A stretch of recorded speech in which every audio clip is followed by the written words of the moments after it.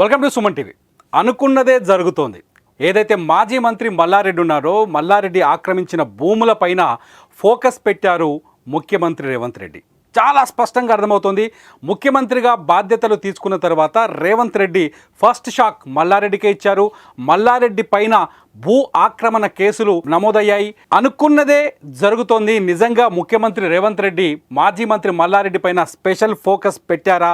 మల్లారెడ్డి ఆక్రమించిన భూములని టార్గెట్ చేశారా? మల్లారెడ్డి పైన స్పెషల్ డ్రైవ్ నిర్వహించబోతున్నారా అనే ఆలోచన చర్చ మొదలైంది. సుమన్ టీవీ కరీంనగర్ వారి ఆధ్వర్యంలో శివరాత్రి సందర్భంగా మహా శివోత్సవం ప్రెజెంటెడ్ బై ఆర్కే ఈవెంట్స్ మార్చి 8 సాయంత్రం 6 గంటల నుంచి కరీంనగర్ లోని ఎస్ఆర్ఆర్ కళాశాల గ్రౌండ్స్ లో. ఎందుకంటే ఏదైతే మల్లారెడ్డి మంత్రిగా ఉన్నప్పుడు రేవంత్ రెడ్డి ఎంపీగా ఉన్నారు మల్కాజ్గిరికి. మల్లారెడ్డి ఆక్రమించిన భూములపైన రేవంత్ రెడ్డి అనేక ఆరోపణలు చేశారు. డాక్యుమెంట్లతో సహా గవర్నమెంట్కి ప్రజలకి ప్రూవ్ చేసే ప్రయత్నం చేశారు. మల్లారెడ్డి పైన చేసిన ఆరోపణల్లో మల్లారెడ్డి భూముల్ని ఆక్రమించారని, ముఖ్యంగా మల్లారెడ్డి కాలేజీకి సంబంధించిన ఒక రోడ్డు వ్యవహారం పైన రేవంత్ రెడ్డి పదే పదే అప్పట్లో ఆరోపణలు చేశారు. ఆ రోడ్డుని తొలగించే వరకు పోరాటం చేస్తామని చెప్పారు. అనుకున్నట్టుగానే ఎప్పుడైతే గతంలో రేవంత్ రెడ్డి ఏ ఆరోపణ అయితే చేశారో ఆ రోడ్డుని ఇవాళ హెచ్ఎండిఏ అధికారులు బద్దలు కొట్టేశారు.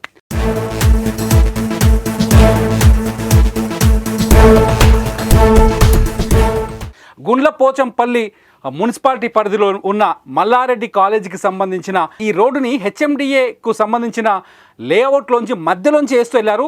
ఈ రోడ్డు మొత్తం ఆక్రమం 2500 గజాలు. ఈ 2500 గజాలని సేకరించి మల్లారెడ్డి హెచ్ఎండిఏ లేఅవుట్ మధ్యలోంచి ఎటువంటి ప్రమాణాలు లేకుండా రోడ్డు వేశారని చెప్పేసి గతంలో రేవంత్ రెడ్డి ఆరోపణ చేశారు. ఆ రోడ్డుని ఇవాళ బద్దలు కొట్టేశారు. మల్లారెడ్డి చాలా భూ ఆక్రమణలు చేశారని, తన కాలేజ్ చుట్టూ ఉన్న అనేక భూముల్లో మల్లారెడ్డి ఆక్రమణలు ముందుకు జరిగి గోడలు నిర్మించారని చెప్పేసి గతంలో రేవంత్ రెడ్డి చేసిన ఆరోపణల్ని ఇప్పుడు నిజం చేసినట్టు అయింది. మల్లారెడ్డి కాలేజీకి సంబంధించిన ప్రహరీ గోడను, మల్లారెడ్డి కాలేజీకి వెళ్ళే సిమెంట్ రోడ్డుని ధ్వంసం చేశారు కొద్దిసేపటి క్రితమే హెచ్ఎండిఏ అధికారులు.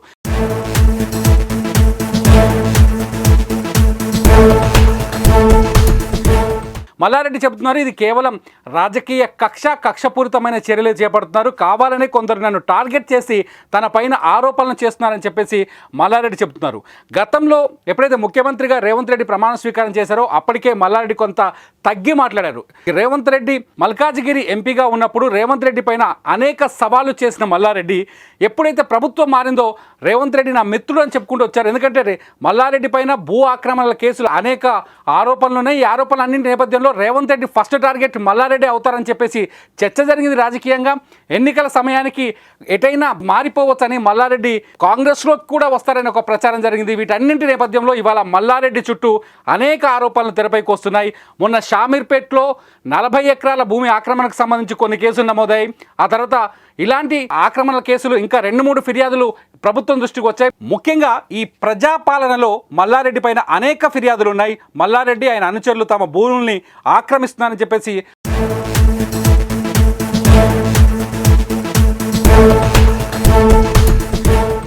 తాజాగా ఇప్పటి ముఖ్యమంత్రి గతంలో ఎంపీగా ఉన్నప్పుడు చేసిన ఆరోపణల్ని అధికారులు చర్యలు తీసుకోవడం మొదలుపెట్టారు. ఇవాళ జరిగిన ఇన్సిడెంట్ మాత్రం గతంలో రేవంత్ రెడ్డి చేసిన ఆరోపణల్ని ఆధారంగా తీసుకొని కలెక్టర్ ఆదేశాల మేరకు గుండ్లపోచంపల్లి మున్సిపల్ అధికారులు మల్లారెడ్డి కాలేజీకి వేసిన రోడ్డుని, ఆ రోడ్డుకి అనుబంధంగా ఉన్న ప్రహరీ గోడని బద్దలు కొట్టారు. మొత్తం 2500 గజాల్ని మల్లారెడ్డి కాలేజీకి సంబంధించిన వ్యక్తులు కబ్జా చేశారని చెప్పేసి అధికారులు చాలా స్పష్టంగా చెప్తున్నారు. అంతేకాదు మల్లారెడ్డి మాత్రం దీనిపైన రియాక్ట్ అయ్యారు. మల్లారెడ్డి ఏం చెప్తున్నారంటే గతం ఈ హెచ్ఎండిఏ నుంచి తీసుకున్న 2500 గజాలకు సరి సమానంగా తాము భూమి ఇచ్చామని, ఇదంతా పక్కన పెట్టి కక్షపూరితంగానే ఆ రోడ్డుని ధ్వంసం చేశారని బద్దలు కొట్టారని చెప్పేసి ఆరోపిస్తారు. మొత్తంగా మళ్ళీ మేడ్చల్ మల్కాజ్గిరి ఏరియాలో Revanth Reddy versus Mallareddy war begin అయిందని మాత్రం చెప్పొచ్చు.